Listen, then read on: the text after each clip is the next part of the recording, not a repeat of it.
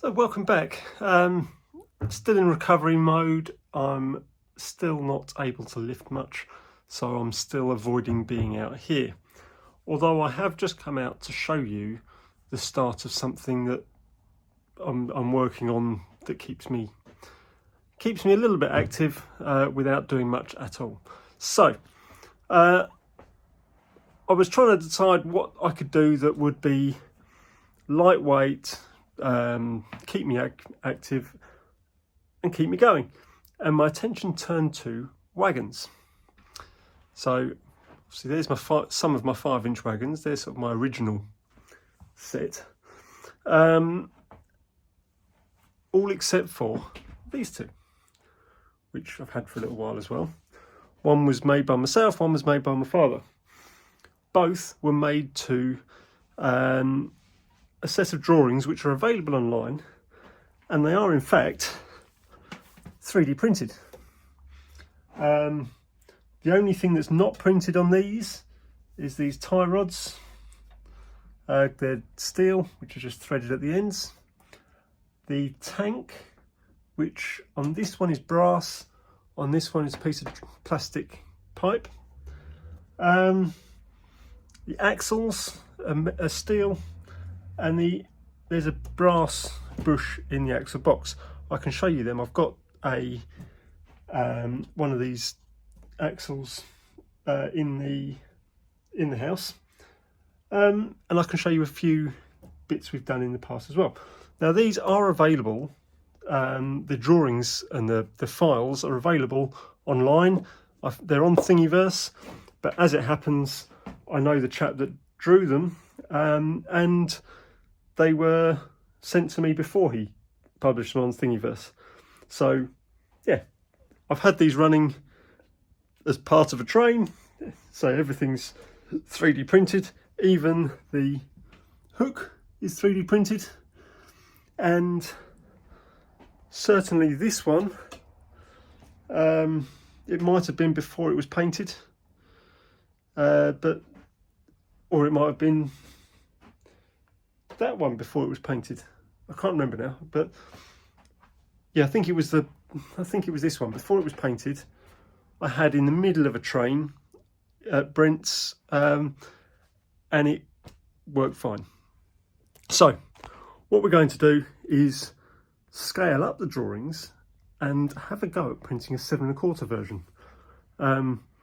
There are on these ones, I've noticed that there's one buffer's missing where I must have got knocked when I was moving house, but I don't know where it's gone. So while I'm at it, I might print a spare buffer for that. But yes, we will have a go at 7 1/4. So let's take a look. So quite a while ago, I had printed the underframe. I hadn't decided what body to put on it yet, for another 5-inch wagon. But there was an incident with someone else's at the club. It got destroyed by a runaway train. As I had the underframe, we just repurposed it and used it for that. But we saved all the bits that we could from the original chassis. It was only really the main frame which had suffered. But it meant I had a couple of wheel sets. Now, this could be put onto one of the other 2 wagons if I ever get around to it, purely because my printer has the ability to print it's got 2 nozzles, so you can print 2 bi-coloured prints. So it prints so far with one colour and then finish it off with a different colour, which is what I've done on the face of the wheels there. On the ones in the workshop, I think they just had white tyres, which have gone black with the dirt from the rail, but it looks quite good with the black wheels with the white rims. Yeah, so steel axles, which also have axle boxes, which are plastic, but brass bushes. So that's about the only metal involved, plus nuts and bolts to hold it together. Let's take a look online at Thingiverse to find the files. So like I say, Thingiverse is the website where he's uploaded the files. If you just do a search for 5-inch Wagon. Oh, it didn't put the 5 in there, but there's a couple of them. So we've got the tanker wagon, we've got a low fit wagon, and just a wagon underframe. So if you go to either of them, to be honest, so we'll go to the tanker, and then if you just click on his name, you'll get everything that he's produced. So there's a bit of a selection of the things he's done. So if we go to the underframe, wagon frame kit, I think this might even be updated from the one I've got. I'm not entirely sure. That contains all of the files you need to print it. In fact, no, I thought there might be 2 different types of wheels, but I have got from elsewhere. Oh, here you go. There's a different type of frame, so it is a different. That is a different underframe to the one I'm printing, but nonetheless, download the files, and then all I did, I went into the software which came with my printer. Let's do a buffer, for example. And there you see the buffer on the screen, and all I had to do was scale it by 145% to get it to 7¼ because it was drawn as 5-inch. I think, for example, for the buffers, I added a buffer head as well, scaled that to 145, move them around a bit so they're both on the bed,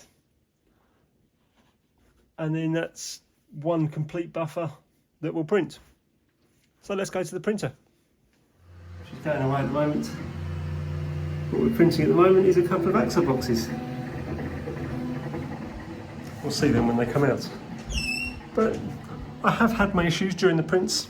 Let's take a look at this one. So I'm in the middle of printing this component, one of the mid frames, but it's stressing me a little bit because I'm getting very close to the end of the reel there. So I need to catch it before it ends and change the spool. So good news, I managed to get a new spool fitted while she was running, and we are still going without interruption. And in addition to that, I had quite a few prints fail to begin with because they just didn't want to stick, but I found that by putting a raft, I haven't had a problem since I've been putting rafts on every component. So I've just been doing that. Now, take a look at that. We've got all the bits for the main frame. I've even printed W-irons. Now, in Andrew's drawings, he doesn't necessarily call things by the correct name, but you can work it out. I think that's Axle Box Guide or something like that. But as it happens, I forgot to do the scale factor on this one. So I've got some 5-inch ones, so maybe I will get around to doing a 5-inch wagon again at some point. There's a tyre that pop on the wheel. Haven't printed any wheels yet. We will get around to that. I've got a list of how long each print should take as determined by the computer, although they tend to take a little bit longer than what the computer suggested. So I tend to sort of think, I want to get the frame done, but if I've got a few hours before bedtime, I'll print something a bit quicker like a tyre and then print the longer prints overnight. So let's take a look at what we've got here. So, for example, in 5-inch, I was able to print that as one piece. But in the 7¼ because of the size of the print bed, it's had to go to the 2 pieces. Now, when Andrew originally drew these, that was how big his printer was in 5-inch. That was the biggest he could do.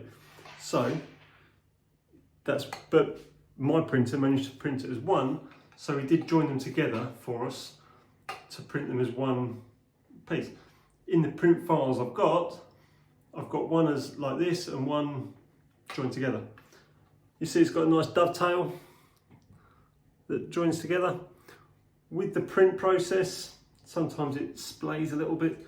So just with the chisel, I'll just clean up any bits that are poking out. I tend to find whether my print settings are wrong, but the first couple of layers sort of splay a little bit. I end up with a bit of a bulge at the bottom. So I'll just take them off and then put it on the hard floor, rubber hammer, rubber mallet, and knock it together. And then you end up with something like that, which is pretty strong. That's just pushed together, no glue, no nothing. But when I do put it all together finally, even though I forgot with this one, I will put glue on everything. But yeah, that is the first part of the frame. And if I just take you back to this, you'll see how it all goes together. So there you go, that's the whole underframe with all the bits in place. And as you can see, there's all dovetails everywhere to provide plenty of strength. We'll get that's the one that's already been joined together. We'll start cleaning all them up, ready to knock together, bit of glue as they go in, and then we'll show you again. Like I say, the one that I showed you, the underframe that we saw on the screen, all this framing was different. So maybe for the 5-inch, I might be able to print the new one, which has got a different arrangement here. And then we'll try that at some point as well. As I've got the wheel sets, got some spare W irons already. So it's just the main frame and the buffers probably that I need for a new 5-inch gauge. But yeah, we'll clean this up and we'll see where we go from there. So we've been printing well. Here's a wheel straight off the printer with the backing raft in place. Comes off pretty easily, but I'll deal with that in a minute. Here's one I peeled that off of already. And here's one with the tyre fitted. So, wheel and tyre. Now, as we discussed before, the first layers of my print are splaying a little bit, but I've found that just using a chisel on its edge, just scrape around the inside, doesn't take long before it's just get rid of that everywhere. It doesn't take long before it's ready to fit. I will do this quickly and then get back to you and show how easily it goes onto the wheel. So I've scraped that away so it's nice and smooth. Now let's see how well it fits. Angled you down because I need to use the table. It doesn't exactly drop on. I can't get it to start easily. I'm going straight above the table leg. I could do it on the floor or on a decent bench, but just with the rubber mallet.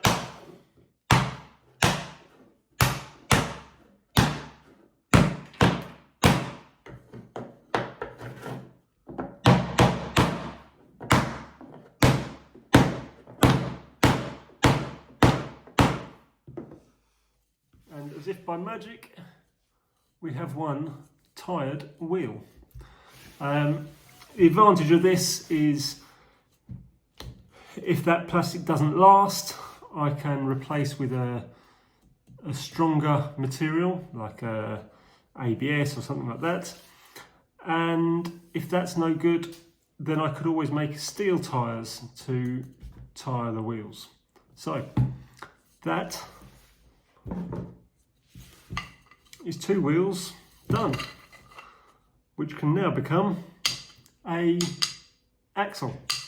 So once I've got the last 2 wheels done, and I still need to print one, there's one more wheel and tyre, I still need to print one more.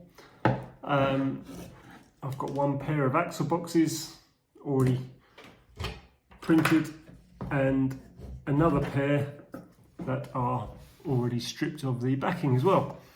So they need bearings made and pressed into the axle boxes. And then obviously an axle to go between the wheels. So when I've run out of bits to do, print wise, I can get in the workshop and make them. So I wonder what's going to be next. Let me just show you where we're at with the chassis actually, because I haven't shown it to you as complete as it is now. Hang on. So here we are. Let's zoom out a little bit. As you can see, axle box, W-iron, keep. That's just sitting there at the moment, still needs gluing on and then the keep bolting in place, but no point doing that until there's an axle in there. The cutout in this frame here is to locate the very difficult one-handed, but that gives the location position for the W-iron. It just needs gluing this side. It's almost a shame there isn't a location peg or something in this end of the frame, or a cutout, but that's fine. See 2 cutouts there. They're for the brake. So that goes in there. Again, I think it's a little bit tight on this bottom edge. You can see there's a little ridge, first couple of layers. This is upside down at the moment. But yeah, if we get that out, that's where these go. Something like that. There is a brake arm to go on as well, but that's still to be printed. So that's where we're at. I've got some buffers printing at the moment, or 1 buffer printing at the moment. I've got to do them one at a time. That'll be a couple of hours to print. And we're getting rapidly close to the end of the chassis. So, like I say, these 2 axle boxes for that side. 1 more wheel and tyre. I need 1 more wheel and tyre to print. For reference, that is about a 7-hour print. That's about 3 hours. So, not a lot left. 4 buffers, 1 wheel, 1 tyre, brake arm. Unless I've forgotten anything, and then we can start work on the body. So, incidentally, I've just taken a look at and downloaded the updated underframe drawing that he did, and if you take a look, it is a potentially more accurate frame. However, it's too big to fit on my print area. However, something I have noticed, he's got a hole in the mid section and through all the frames, so you can connect the hook and run a rod through, connecting one hook to the other, full size style. So there's pluses and minuses. That's great, but it doesn't fit in my printer. Maybe one day if I get a bigger printer, we can take a look, but for now, that's a no-go. So I've been using some Gorilla Glue to glue these in, the brake centres and the W-irons. Yeah, so they located in a slot there, so that got glued all around, and on the underside of that face. This end it was under that face and just on the faces. It tended to try and spring away, hence the clamp just holding it while the glue dries. Probably okay by now. Yep. And yep, that's all good. And I have just wiped a little bit of glue over each of the joints in the hope it might just run in, but I think there's enough friction there anyway that it's not going to go anywhere. So that's it. It's all together. I say all together. I need to finish sorting out the hooks, get rid of all the supports that were on there. They need bolting on. We'll see. I might end up making some metal ones. I've seen 17D do the backing plate with a hook attached, or with a hook that goes through, but there isn't a hole in the beam, so that becomes difficult. Incidentally, on the updated Wagon underframe that Andrew did, where all this is in one piece, unfortunately it's too big to fit on my printer, this end piece, even in 5-inch. He does put a hole through the buffer beam and through each of the stretchers, so you can run the draw gear right through. So they need doing. The brake arm, that's the first one. It just goes on there, on the other way around. And then that just goes to support the far end. So buffers, another set to sort out. I think there's a set here. Oh, they're already in the other end. And the other set of axle boxes over there. Then I just need to do some axles and we're done. So there we go, that's where I've got to at the moment. All that left to be said is come back next time and we can start taking a look at making some axles and bearings for the axle boxes, at which point we'll have a running chassis.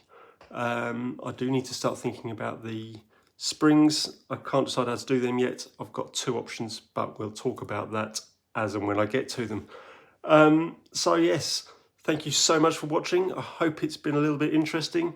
Of course, these drawings could be scaled up to 7¼ Like I say, on the computer, what you download is for 5-inch gauge, but it could also be scaled down to 3½. I could probably do quite quick wagons in 3½. Maybe I'll do one for putting behind the Britannia on display. But that's a whole other thing. For now, thanks for watching. I will be back soon. And hopefully in the workshop making some axles. Take care.